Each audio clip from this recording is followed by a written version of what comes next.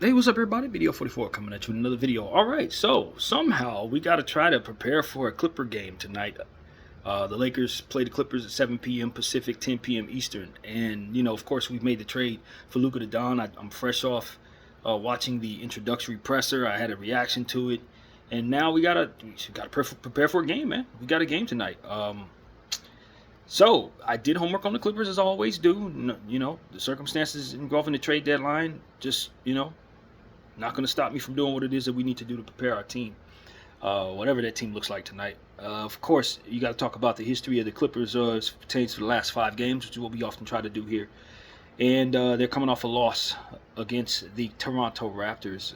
Kind of inexplicable, to be honest with you. But Kawhi Leonard had a bad game, 6-18 from the field, 1 of 5 from behind the arc, 14 points, 1 steal, 3 assists. James Harden had a big game, 25 points, but he didn't shoot well. 7 assists, 2 steals, 7 of 20 from the field, 2 of 9 from behind the arc. So they had a bad shooting night there. Kevin Porter's playing great, though. We're going to keep an eye open for Kevin Porter. He had a spin move in this game that was unreal. 8 of 13 from the field, 17 points, 5 assists, 7 rebounds. So he's starting to come back into form. Kevin Porter, I remember from the Rockets. He's playing off their bench, but he is a high-level player that's likely going to earn his way into the starting lineup eventually. Terrence Mann is pretty healthy right now, 3 of 6 from behind the arc against Toronto. And Nicholas Batum had 11 points, 4 of 5 from the field, 3 of 4 from behind the arc. So Nicholas Batum is coming off a hot game. That's somebody who could hurt us tonight. R.J. Barrett had 20 points, 3 steals, 7 assists in that one. Jakob Poeltl had a double-double, 10 points, 10 rebounds, 3 assists, 4 turnovers. Grady had 18 points, 3 rebounds, 7 of 9, and a lot of dunks, too. Grady was dunking the ball. He had a reverse jam and everything. I didn't even know he could get up like that. Ochai Agbaji shot well, 5 of 5 from the field, 2 from behind the arc, 12 points, 3 blocks, 1 steal, 3 assists. That's a nice player, 5 rebounds. And Jacoby Walter, 4-11 from the field, 2 of 6 from behind the arc, 10 points, 1 steal, 2 assists. So they got production out of people, man. Quickly had 11 points and 6 assists on 3 of 5 shooting. Bruce Brown had 6 points in 17 minutes, 1 of 4 from the field. Chris Boucher had 9 points, 4 boards. So, this is one of those games where the Clippers just shot poorly, man. 46% from the field, 32% from behind the arc. And Toronto, they don't attempt many threes. They attempted only 25 of them, but hit 13, so that's 52%. And then just 44 of 85 from the field, for 51%. So they shot better. They had 31 assists. Toronto did to the Clippers 21. You know how I feel about that. Just 30 to get you the victory. They killed them in the fast break, 28 points to 13. Toronto did, and that's how they won the game. They won the game by hitting threes versus the Clippers missing them. That's what it came down to. Clippers got to the line a lot, 11-7, 17 of 21. But they couldn't overcome their poor shooting. So that's what happened to the Clippers in the last one against Toronto in Toronto. Before that, they played the Charlotte Hornets. And the Hornets lost. It was a close game, though. No LaMelo Ball. But, the Clippers were able to take care of a hard-fought Hornets team. Micic went off for 20 points, 1 steal, 4 assists, 7 of 12 shooting for the Charlotte Hornets. Mikal Bridges had a pretty big bad shooting night. 1 of 8 from behind the arc, 12 of 27 from the field for 27 points, 6 assists, and 9 boards. And, DiBiase had a big game. 11 points, 14 boards, 3 steals, 7 offensive rebounds. Wow. Yeah, that was something to pay attention to. But the Clippers still got the victory there. Norman Powell went off, man. 11 of 15 from the field, 2 of 4 from behind the arc for 27 points, 2 steals. James Harden had a double-double, 14 points, 10 assists, 5 rebounds on 4 of 12 shooting, 1 of 6 from behind the arc, so he wasn't too strong in that one shooting. Amir Coffey had a pretty good game, 3 of 5 from the field, 2 of 3 from behind the arc for 10 points, 2 steals, 2 assists. Look out for Amir Coffey. I don't want to just brush by Amir Coffey. That dude is developing very, very well. He's a hell of a weapon for the Clippers, and he will be a big problem for us tonight, one way or another. Derrick Jones Jr. Is playing great right now too. 6 of 9 from the field for 12 points, 2 blocks, 3 assists, 8 rebounds, and a ferocious jam. In one of them games I saw a highlight. He just went absolutely nuts on a putback jam, cocked it back. It was crazy. Zubats continuing his good play. 14 points, 11 rebounds, 1 assist, and Kawhi Leonard had 21 points, 1 block, 1 steal, 2 assists, and 9 boards. against the Hornets on 4 of 7 from behind the arc, 8 of 17 from the field. So how did the Clippers win this game? The Hornets shot poorly, 7 of 30 from behind the arc, 23%, not going to get it done. 42 of 96 from the field, 43%, not going to get it done.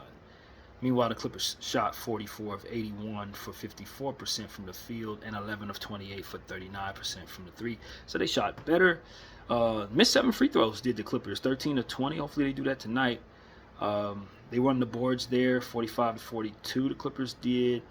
Gave up 13 offensive rebounds to the Hornets. Hornets are a good offensive rebounding team, as we did homework on them. We played them last week. We know that. 26 assists for the Clippers, 18 for the Hornets. You ain't never going to score that many points. You should get 18 assists, 104 for the Hornets. They missed LaMelo Ball. 18 total turnovers for the Clippers against the Hornets, 9 for the Hornets. So you're not going to see that too often. The Clippers gave up 21 points off of 18 turnovers and still managed to win the basketball game. That's kind of nuts. So this game was all over the place. That's what it really tells me. This game was all over the place. Hornets had 9 turnovers and 9 points conceded off those turnovers and still lost. You know, that's what it was, man. They just didn't shoot well enough. That's what it really came down to. The Hornets kind of won in some key areas, but you can't close the deal if you can't hit shots. At the end of the day, this is basketball. So the Clippers got that victory on the road against the Charlotte Hornets. Before that, they played in San Antonio. Of course, San Antonio has since traded for De'Aaron Fox. So we'll see new look San Antonio Spurs coming up very soon. But the Clippers beat them by shooting very well. 50% from the 3, 12 of 24, 52% from the field, 48 of 91. That'll definitely get it done. I think the Spurs overshot the 3 to a degree. They attempted 42 of them, only hit 14 for 33%. That's probably what happened to them. The Clippers demolished the Spurs on the boards, man. 57 to 30 with 17 offensive rebounds. That is crazy rebounding for the Clippers there. Yeah, crazy. 17 offensive rebounds, Jesus. Let's see. What else should we see here? 17 turnovers for the Clippers. They really have been turning the ball over a lot, if we're noticing. 25 points given up off of 17 turnovers. That transition is going to be key for us. Of course, we're going to miss Max Christie, who would have helped us with that a lot going forward, who's now playing for the Dallas Mavericks, who made another trade that we'll talk about in a minute in a different video. But, yeah, wacky stuff there. But they are going to miss Max. The Lakers are. So, yeah, man, 24 fast break points to the 14 for the Clippers. So they definitely got killed in the fast break. Clippers are finding a way to win games despite turning the ball over and conceding massive points off of those turnovers. That's the second game in a row where they did that. And they've since played Toronto, and it didn't turn out that way. But that is 2 games consecutively on the road where the Clippers turned over the ball a lot and still managed to win. San Antonio and Houston. So we'll keep an eye on open for that. Was what they did against Toronto an anomaly? And are they really going to be a team that finds ways to win despite turning the ball over a lot? They got their act together against Toronto, as we said. 10 turnovers, 6 conceded off of that. But the 2 games prior, they were giving up huge points in transition off of massive turnovers. We should try to explore trying to force some turnovers tonight. We should explore that. So, yeah, before that, they played the Phoenix Suns, a 111-109 loss that the Clippers took on to the Phoenix Suns in Phoenix. Let's see. Kawhi Leonard had 7 of 14 from the field, 1 of 5 from behind the arc for 17 points, 2 steals, 2 assists, and 5 boards. Zubac had a big game, 25 points, 16 boards, 5 of them offensive, 1 block, 1 steal, and 4 assists. James Harden had 24 and 10 assists, 2 steals, 1 block, and 6 rebounds. Pretty big game for James Harden. 5 of 10 from behind the arc, 7 of 17 from the field. Zubac was 12 of 17 from the field, by the way. That's noteworthy for certain. Norman Powell, 8 of 14 from the field, 3 of 5 from behind the arc, 23 points, 4 steals, 2 assists, and 5 rebounds. Norman Powell is playing really good ball right now. Really, really good ball right now. But they didn't get anything off their bench. That's what it shows. Batum didn't have nothing. Bamba didn't have nothing. Porter didn't have nothing. Amir Coffey had 6 points, 1 assist, 2 rebounds in 34 minutes. Terrence Mann had 2 points. They just didn't get nothing off of their bench. That bench just soured completely against Phoenix. I'm pretty sure that's what happened there. KD had 24 points on 9 of 19 shooting, 4 of 8 from behind the arc. Devin Booker was 5 of 10 from behind the arc, 9 of 21 from the field for 26 points. 8 assists, and 1 steal, 7 boards. Terrence Jones, or Trey, what is this man's name? I always want to call him Terrence Trey. It's Tyus Jones, point guard there. Had 17 points off 6 of 10 shooting, 5 of 8 from behind the arc. So that's a really nice shooting night from Tyus Jones. Nick Richards, 3 of 7 from the field, 6 points, 7 rebounds, 1 block, 3 turnovers. And Grayson Allen, off the bench, had 18 points, 6 rebounds, 1 steal, 1 block on 6 of 10 shooting, 4 of 7 from behind the arc. Bradley Beal had 9 points, 2 steals, and 4 assists off the bench, and 1 of 5 from behind the arc, 3 of 8 from the field. They're not going to be able to move that contract. That ain't going nowhere. From what I understand, they might be looking to move Kevin Durant, which is something I said they have to do at some point. But that's neither here nor there. The point is they did get a victory against the Clippers, and it's because both teams' benches were terrible, but Grayson Allen played for the Phoenix Suns, and that's the difference. If Grayson Allen went down there, wasn't a whole lot of production going to the Phoenix Suns either. So yeah, this looked like just a really interesting game of battle of the poor benches. Clippers got to the line a lot, 7 of 20 versus 9 of 11 for the Suns. Clippers shot 31% from behind the arc. That did not help them, 10 of 32. And the Suns smoked it from behind the arc, 22 of 47 for 46%. So that's where they got their butts kicked. It's a lot of three-point shooting. 49% from the field for the Clippers, 41 of 83, and 47% for the Suns, 40 of 85. Clippers won the boards, 42-39, nothing special there. Yeah, turnovers 15 for the Clippers, 17 for the Suns. Both teams could not get in transition on the defensive side of things. 18 points given up off of 15 turnovers for the Clippers, and 24 points given up off of 17 turnovers for the Suns. Both of these teams ain't playing no damn defense in this game in transition. The Clippers demolished them in the paint, 60-24, and still lost. But the difference was made up in the three-point shooting. You hit 22 threes, you make up the difference. So Phoenix got a very close win there, 111-109. Was there a buzzer beater or something like that I need to know about? I don't remember. I honestly do not remember. I don't think so. But yeah, that's what it was. Grayson Allen hit 2 free throws with 10 seconds left, and that was enough to close it. So yeah, man, that's what that was. And before they played the Suns, we looked at a game that took place against the Bucks. Did I watch any highlights on that? I think I did watch highlights of that. That was the second one I watched. That's why I'm out of sequence on that. Yeah, they played the Bucks, and Giannis went for 36 and 13 on 12 of 22 shooting from the field. Dame Lillard went 6 of 16 from the field, 1 of 9 from behind the arc. Very ugly shooting from Dame, but he made up for it at the free throw line, 16 of 17 to get 29 points, 10 rebounds, 10 assists, 1 steal and 1 block. These superstars are gonna find a way to get to the line when they have bad shooting nights.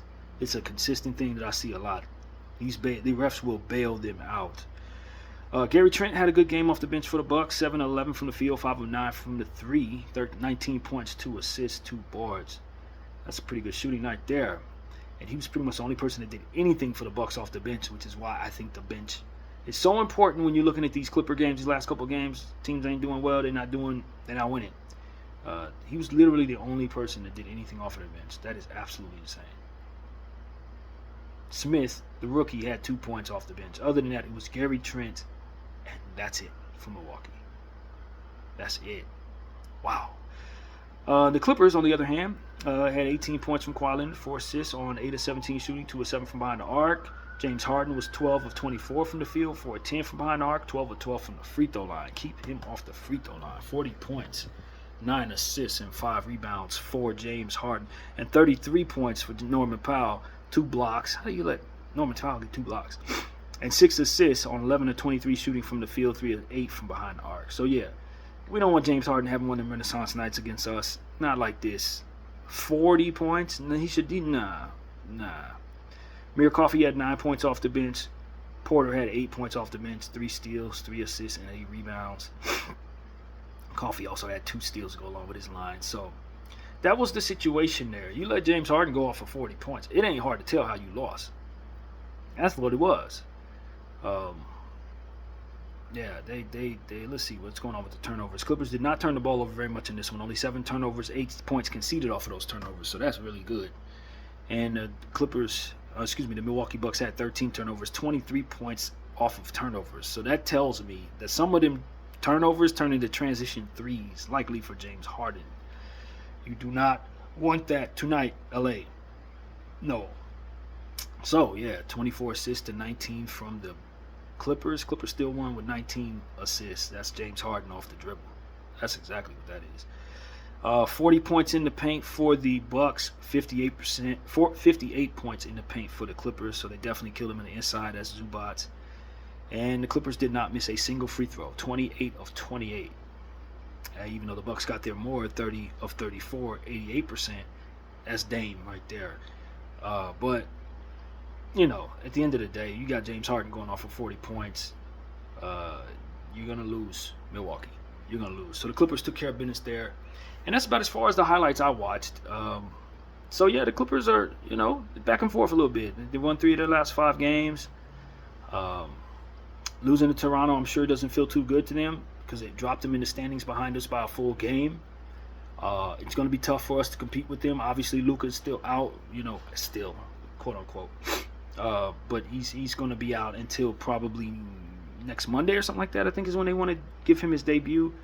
He's gotten good news on his injury, so we'll see his debut then.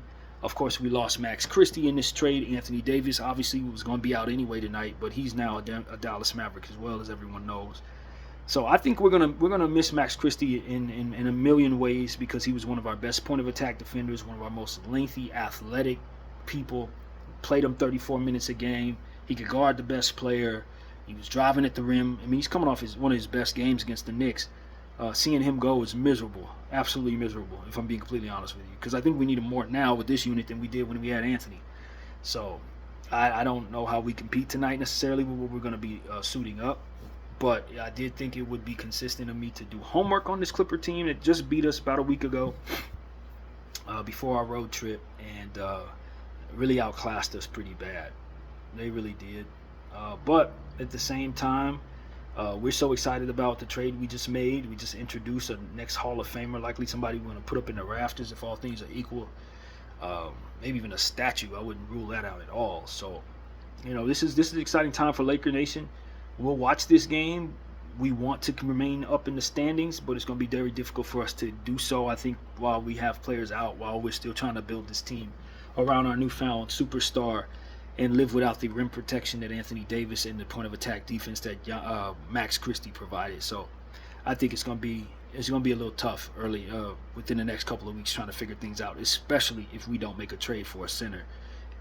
So that's what it is. The Lakers are wearing yellow tonight. The Clippers are wearing red on their home floor. Obviously we'll be in Intuit Dome for the second time. It's a Laker-Clipper matchup, so that's always a big deal. But I just think everyone's mind is elsewhere with all the stuff that's surrounding our basketball team. They got Kawhi out there. They got James Harden out there. Norman Powell's playing like an all-star. Derrick Jones playing like an all-star. Zubats is balling. It's going to be extremely difficult for us to win this game. We knew that before the trade. We know it now even more so after the trade. It's not something that we really can do anything about other than just go out there and play our best.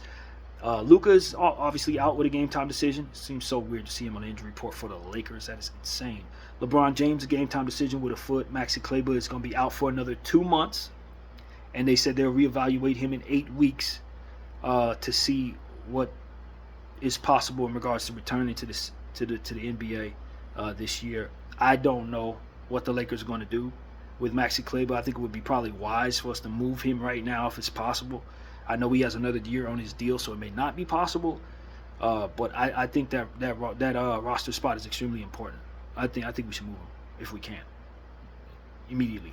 Like, don't even go down that route. Cam Reddish is a game time decision with personal. I don't know. Are they gonna trade him or what, man? Because at this point we need his defense. For the unit that we have right now, Cam Reddish is more important, especially without Max Christie. So we may want to get that together. Gabe Vincent, game time decision with a knee. He's still dealing with the same injury, but I don't remember that being a knee now that I think about it. Whatever the case may be, he may not go tonight. It's a schedule loss in a way. Christian Wood is still out. Nobody knows what's going on with him. It pertains to his knee. We're just not certain. But I would say this is a scheduled loss, to be honest with you. Uh, the Clippers have their full team. We got a brand new team. One of the most important pieces is out. We lost Max Christie. We got to try to adjust to that. I don't know how we're going to adjust to that. So we don't even know ourselves right now. Cam Christie is out for the Clippers. That's the only person missing. Cam Christie.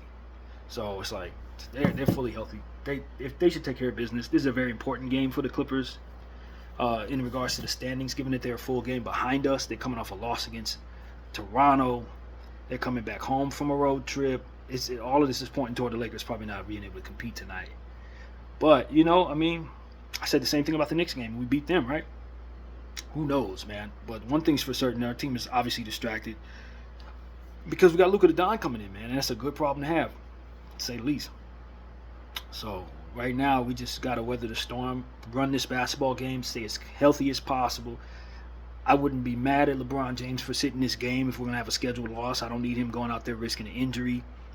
At this point, we just need to just understand that this is likely a game we're going to lose. And so the most important thing is that we just start to structure some type of understanding of what we're going to do when Luka gets down here so we can make a late season push in this Western Conference. But this is such an important game, just the same, because you can see the team in the playoffs. You're in the 5th seed right now, 28-19. They're in the 6th seed right now, 28-21. So when you zoom out 3-4 weeks from now, you will have wished you played this game hard in terms of the standings or what it is we're ultimately trying to do for the season. So we just go out there and run who we have and hope for the best. I think that's the best way to play this. I don't think we can secure ourselves a victory, but I definitely don't think we should just roll over against the Clippers, especially since it's literally the Clippers. And so, yeah, man, just go out there and do the best we can. I don't know what our roster looks like, to be honest with you. I don't know how we're going to supplement losing Max Christie. Again, we already knew Anthony was going to be out, so that's not much of an adjustment. We didn't lose anything else in terms of players, so it should be some continuity out there. We know our team, but it's just like Max was such a big piece to what we do at this point. Consistently playing so many minutes at that shooting guard spot, being such an important defender, to trying to replace him is going to be key, especially if Gabe doesn't go tonight. I expect to see a lot of Dalton Connect.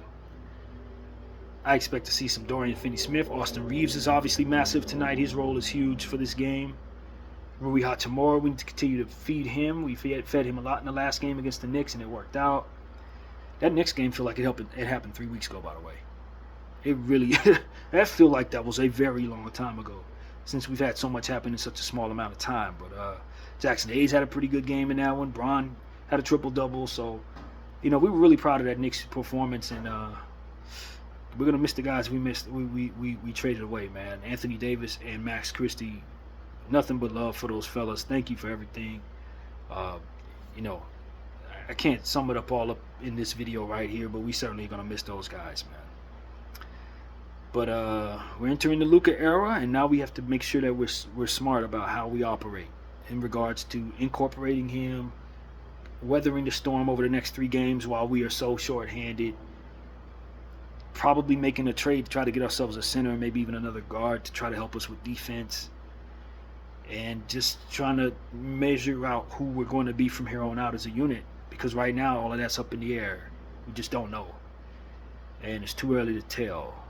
But one thing's for sure is we picked up a top 3 basketball player in the NBA, and we're pairing him up with LeBron James, who may be the greatest player to ever play the game. So whatever we're going to be better than a lot of teams. The question is, are we going to be cohesive enough in the short term to actually compete for anything this season? I don't believe so, but I also didn't believe Luka Doncic was going to be a Laker, so who knows what's next. So that's pretty much what it is, man. Salute the Kobe Minute. Lakers versus Clippers tonight, 7 p.m. I'll watch. I'll be ready. But, we're just in such flux as a unit that I really don't know what to expect or how to prepare. And so that's really what it is. We've got a lot on our plate. But we're entering the Luka era. It has begun. BDL44, I thank you all for watching. Out.